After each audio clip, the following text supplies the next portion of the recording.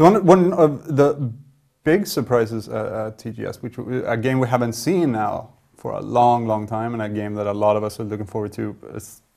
Myself was one of the happy occasions when I heard that they were going to show this, was Team Ico's The Last Guardian. Yes. I think going to TGS, that was probably like the thing that I was looking forward to most seeing.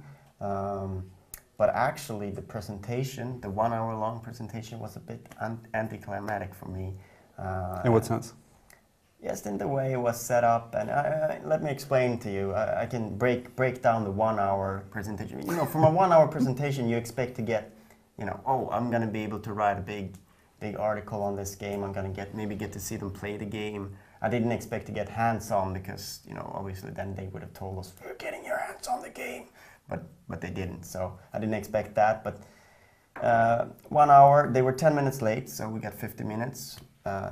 Then it's, of course, translated from Japanese, so you have 25 effective minutes there because it's being translated back and forth, everything that's been said and done. And that's 25 minutes, and actually they spent half of that talking about Ico and Shadow of the Colossus that's coming out on PlayStation 3, HD version, 3D, whatever, blah, blah, blah, blah. That I wasn't really that, you know, interested in. You know, it is interesting that they're putting that out, and I think it's great that they are, because those games deserve a bigger audience, and they should come out on PS3, and I think it's a great thing that they're doing that. And you know, we're gonna get Shadow of the Colossus with, you know, solid 30 frames per second, which is nice. So that's all great, but in terms of news on The Last Guardian, it was very meager, very little. And we got to see a new trailer. That's all we got to see. And it was funny because the trailer, what they wanted to show with the trailer was obviously what the things they've done in terms of technology. They're all done with their research and development, that phase of the project. So how the creature behaves and moves and reacts, all of that is what you'll see in the final game, and that looks great. But they also wanted to do something because, you know, Ico and Shadow of the Colossus has, you know, somewhat sad endings, and, you know, there's been, Ueda said that there's been speculation that, oh, they're making another sad game from what people have seen on The Last Guardian, and he wanted to put out a little bit more of a cheery trailer, you know, to say that, you know, it's still open, that nothing has been said and done about the ending, you know. And also it's open. It's left open if there's going to be a connection between Ico, Shadow of the Colossus, and The Last Guardian in terms of story. That they're leaving that open.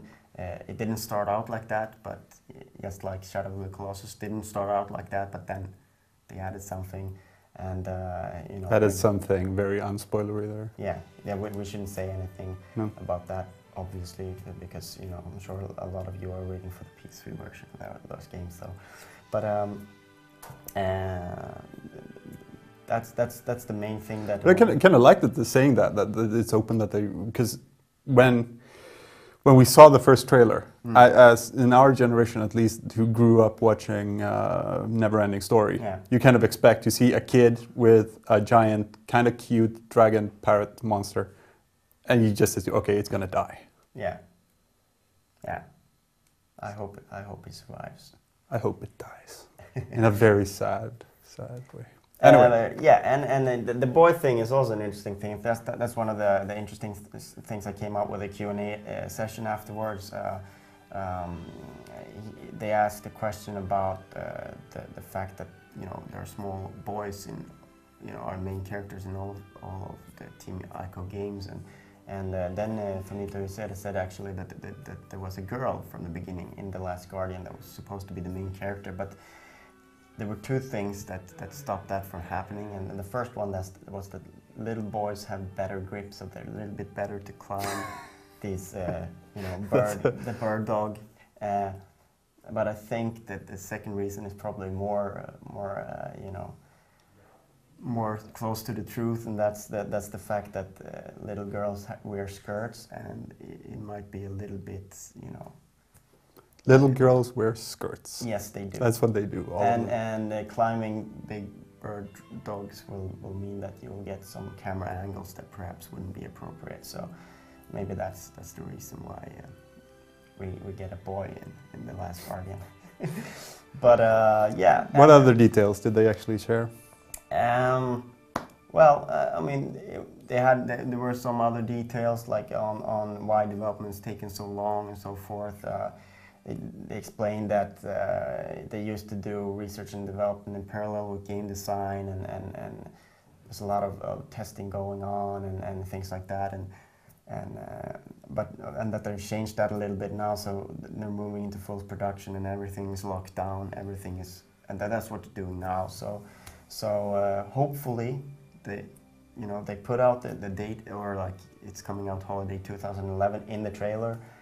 Ueda wasn't as sort of sharp on that one. He said, hopefully they will be done, but I'm sure they're done when they're done. And it's one of those things. It's a small team, and they need to take their time doing it so that they get it right and the way it's supposed to be. So I think there's every reason to be as expectant of The Last Guardian as before, but unfortunately we don't really have that much more in terms of impressions to share with you of the game. So, but next spring you'll get a taste of what's to come with Ico and Shadow of the Colossus on PlayStation 3.